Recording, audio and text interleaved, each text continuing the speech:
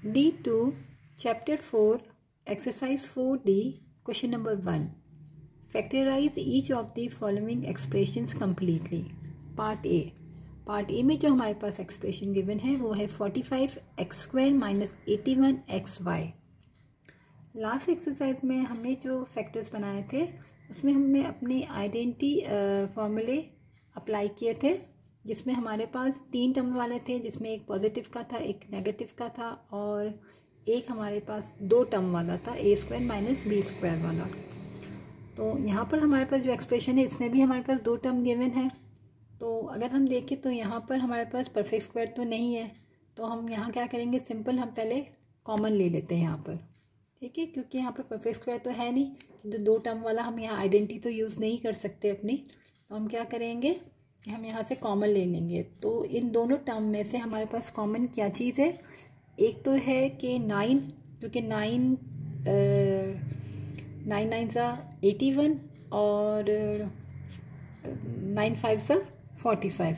तो यहाँ से अगर मैं 9 नंबर जो है दोनों में से कॉमन ले ली और यहाँ x की पावर 2 है, यहाँ x की पावर 1 है, तो कॉमन की हमारे पास x की पावर 1 कॉमन हुई। तो यहाँ से हमारा 9x कॉमन आया।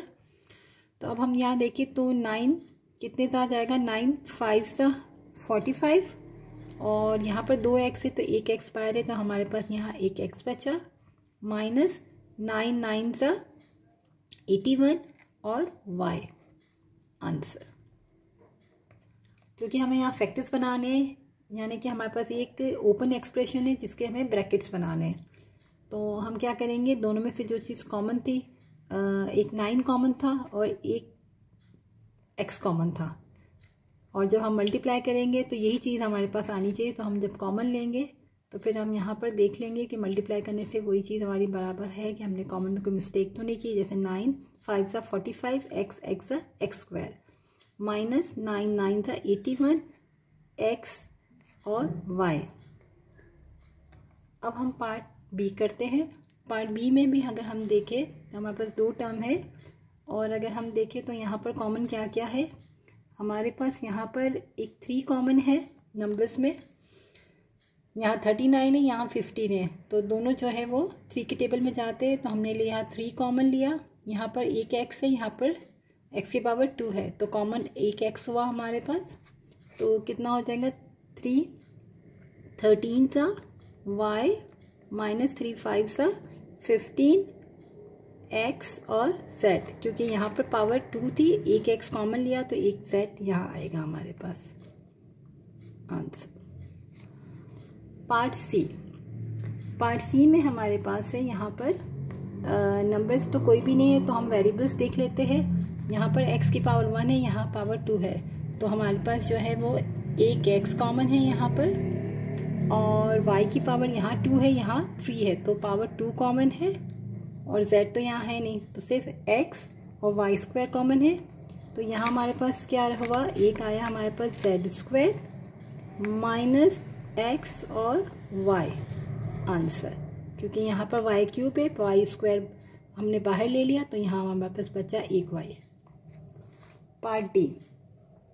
पार्ट डी में हमारे पास दोनों टर्म में एक तो नेगेटिव साइन कॉमन है, तो हमने सबसे पहले नेगेटिव साइन कॉमन ले ली। फिर नंबर्स में अगर हम देखें तो 5 कॉमन है, क्योंकि यहाँ 15 है और यहाँ पर 10 है, और यहाँ भी पाई है, यहाँ भी पाई है, तो पाई भी कॉमन है, और यहाँ x³ है, यहाँ पर भी x की पावर क्यूब है, तो एक x³ भी हमारा कॉमन है। तो यहाँ हमारे पास क्या बचा, यहाँ माइनस हमने कॉमन ले लिया, तो यहाँ अंदर प्लस हो गया, और 5 3 हमारा हो गया 15 और y, और यहाँ से भी माइनस था तो ये साइन प्लस होगी, क्योंकि नेगेटिव साइन हमने कॉमन ले ली। और यहाँ हमारे पास बचा सिर्फ और सिर्फ 5 2 10, और पाई और x³ तो हमारा कॉमन है। जब हम मल्टीप्लाई करेंगे तो क्या हो जाएगा, माइनस प्लस माइनस 5 3 15 पाई x³ और पाई माइनस प्लस माइनस 5 2 10 हो रही। तो हमने यहाँ पर क्या किया है, फैक्टर्स बनाए हैं, और फैक्टर्स के लिए हमें क्या करना होता है, हमें ब्रैकेट्स बनाने होते हैं, और हमने 2 टर्म्स थी तो दोनों में से जो जो चीज़ कॉमन थी वो हमने कॉमन ले ली।